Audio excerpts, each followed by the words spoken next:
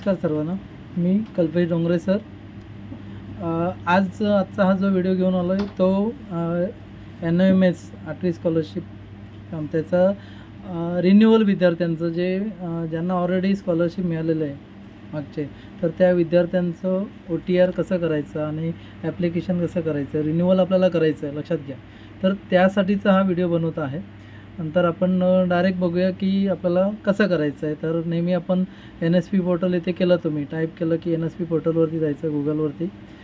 त्याच्यानंतर आपण हे नॅशनल स्कॉलरशिप पोर्टल ही जी साईड आहे त्या साईडला आपल्याला क्लिक करायचं आहे. ते क्लिक केल्यानंतर त्या लक्षात येईल इकडे आपल्याला स्टुडंट सर्चमध्ये जायचं आहे. आता जर रिन्युअल विद्यार्थी इथे बघा OTR लॉगिन आपल्याला करायचं आहे, जसं फ्रेशचं करायचं त्याच पद्धतीने, पण ह्यांचं आपल्याला थोडंसं वेगळ्या पद्धतीने करायचं आहे.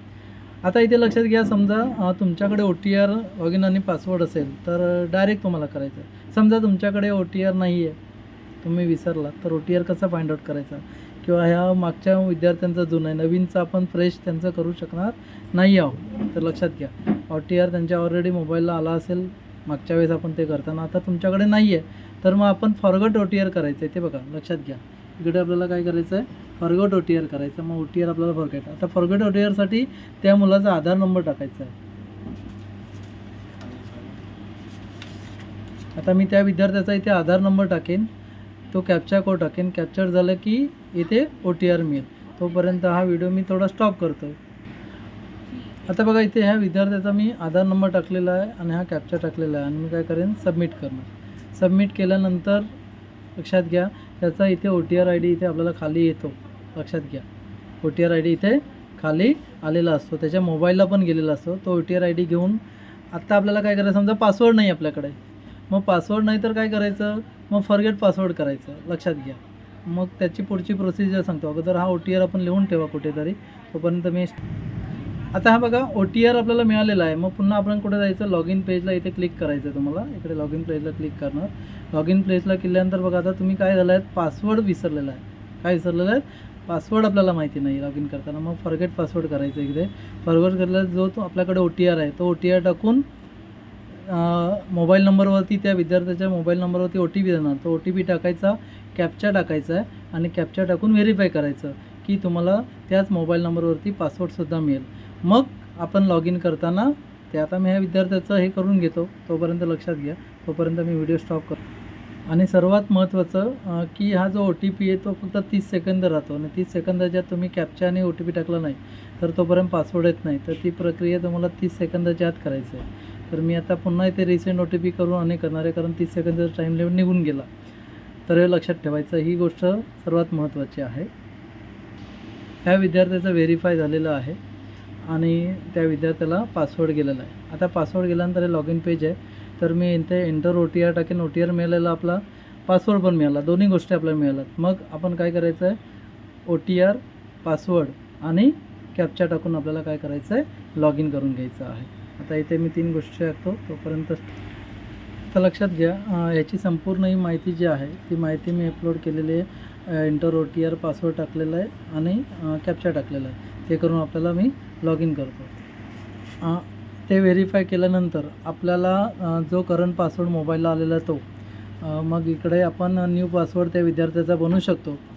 तो न्यू पासवर्ड बनवून घ्यायचा आणि मग आपण लॉगिन पेजला जायचं, हे लक्षात ठेवा.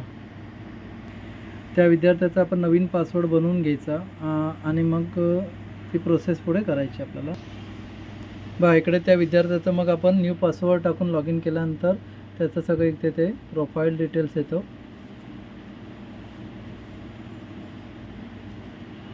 हे त्याची प्रोफाईल डिटेल्स आले. आता आपल्याकडे बघा, त्याचा लॉगिन आणि पासवर्ड झाला आहे. तर NSP OTR त्या ह्याला जाऊन ह्याचंसुद्धा ह्या विद्यार्थ्याचं फेस ऑथेंटिकेशन करून घ्यायचं आहे आणि मग ॲप्लिकेशन आपल्याला पुढे कंप्लीट करायचं आहे.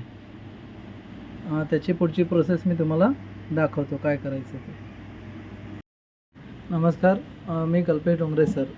ह्या अगोदरची आपण प्रोसेस काय बघितली होती रिन्युअल विद्यार्थ्यांच्या बाबतीत, की आपल्याकडे त्यांचा OTR नंबर नव्हता, तर आपण तो फॉरगेट OTR करून केलं. त्याच्यानंतर त्यांचा पासवर्डसुद्धा आपण मिळवला, तो पण फॉरगेट पासवर्ड करून मिळवल्यानंतर आपण त्याचा न्यू पासवर्ड तयार केलेला आहे. मग त्यानंतर जो फ्रेश मुलांचं, जसं आपण NSP OTR हे ॲप आणि फेस ऑथेंटिकेशन जो फेस ID जो ॲप आहे, आधार फेस IDचा, तो ॲप घेऊन आपण जसं फेस ऑथेंटिकेशन केलं तसं रिन्युअल विद्यार्थ्याचं तुम्ही फेस ऑथेंटिकेशन करून घ्या. त्याच्यानंतर आपल्याला काय करायचं आहे त्याची प्रोसिजर मी आता सांगत आहे की एकदा आपल्याला तो लॉगिन आय डी मिळाल्यानंतर लक्षात घ्या मीप्रमाणे आपल्या इथे NSP पोर्टलवरती जायचं आपल्याला. इथे बघा NSP पोर्टलवरती आपण गेल्यानंतर इथे लक्षात येईल आपण नॅशनल स्कॉलरशिप पोर्टल आपल्यामध्ये जायचं. तिथे आल्यानंतर आपलं हे इथे स्टुडंट्स हे क्लिक करायचं. आपल्याला स्टुडंट गेल्यानंतर आता इथे बघा लॉग इनच्या पेजवरती यायचं. काय करायचं आहे लॉग इन पेजवरती यायचं. लॉग इन पेजवरती आल्यानंतर लक्षात घ्या इथे त्या विद्यार्थ्याचा जो OTR नंबर आहे आणि आपण जो क्रिएट केला पासवर्ड आहे तो पासवर्ड आपल्याला इथे टाकायचा आहे. तो पासवर्ड टाकून घ्या आणि कॅप्चा ते टाकून लॉग इन करायचं. आता मी हे करतो तोपर्यंत तुम्ही थांबून घ्यायचं इथे. आता लक्षात घ्या इथे मी सगळी इन्फॉर्मेशन त्याची भरलेली आहे. आता मी इथे लॉग इन पेज करतो आहे. लॉग इन पेज केल्यानंतर कॅप्चा कोड टाकलेला आहे तर मी इथे लॉग इन करतो. लॉग इन केल्यानंतर बघा लॉग इन सक्सेसफुली आलं आपल्याला हे येणार. त्याच्यानंतर इथे बघा रिन्युअलचं इथे नाव आलं, त्याचं ॲप्लिकेशन ID आला, स्कॉलरशिप आणि स्टेटस ॲक्टिव्ह. आता इथे आपल्याला काय करायचं आहे त्याचं प्रोसीड करायचं आहे. काय करायचं आहे प्रोसीड. इथे आपण प्रोसीडला क्लिक करणार आहोत.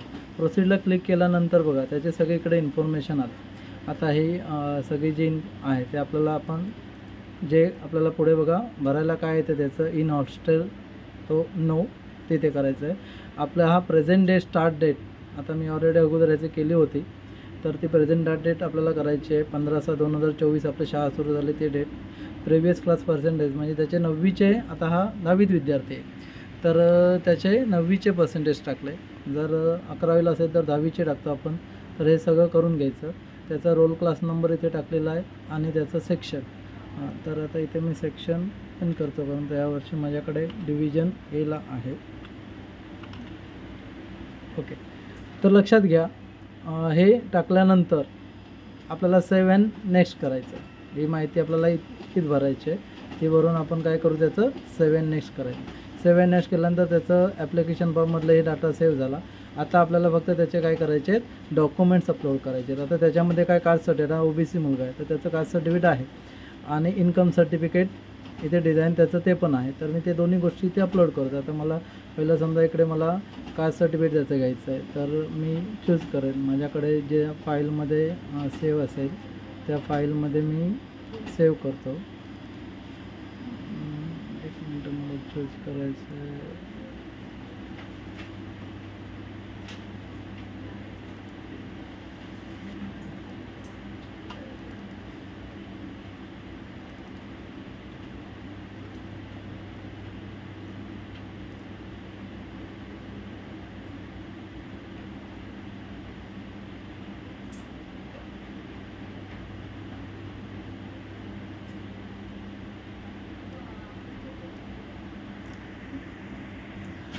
आता इथे बघा त्याचं मी आता कास्ट सर्टिफिकेट सिलेक्ट केलं आहे. मग पहिलं कास्ट सर्टिफिकेट त्याचं अपलोड करून घेईन. आणि हे लक्षात ठेवायचं की जे डॉक्युमेंट्स आहेत हे डॉक्युमेंट्स आपल्याला 20 KB to 200 KB पर्यंतच ठेवायचे आहेत. म्हणजे 220 KB ते 200 KB पर्यंत याच्यामध्येच असलं पाहिजे. आता त्याचं इन्कम सर्टिफिकेट मी चूज करेन. पुन्हा फाईलमध्ये जाणार आहे. तर इथे बघा त्याचं आधी त्याचं इन्कम मी त्या विद्यार्थ्याचं इन्कम सर्टिफिकेट अपलोड करतो आहे. अपलोड केल्यानंतर बघा दोन्ही डॉक्युमेंट माझे अपलोड झालेले आहेत.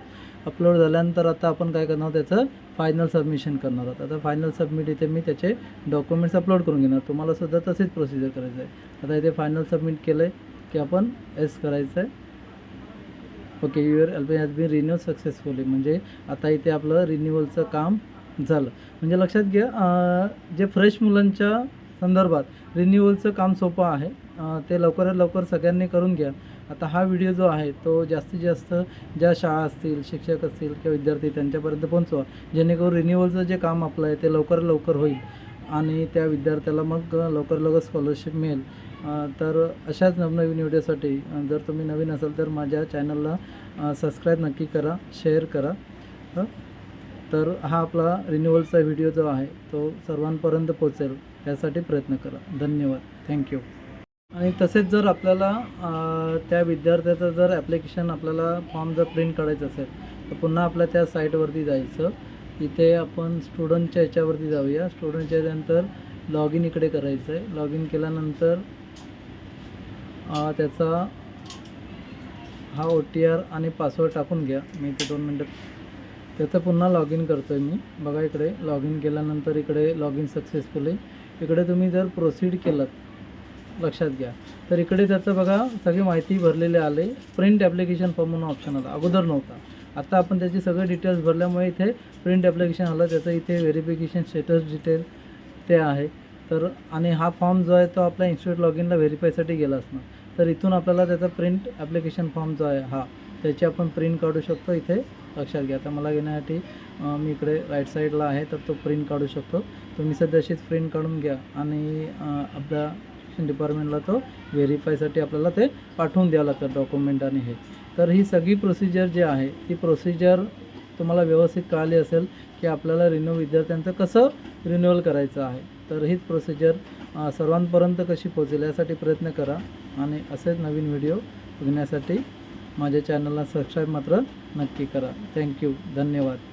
आणि हे रिन्युअलचं सर्वांनी रिन्युअल जे विद्यार्थ्यांचं आहेत रिन्युअल लवकर करून घ्या जेणेकरून कुठलंही काम आपलं पेंडिंग राहणार नाही. धन्यवाद.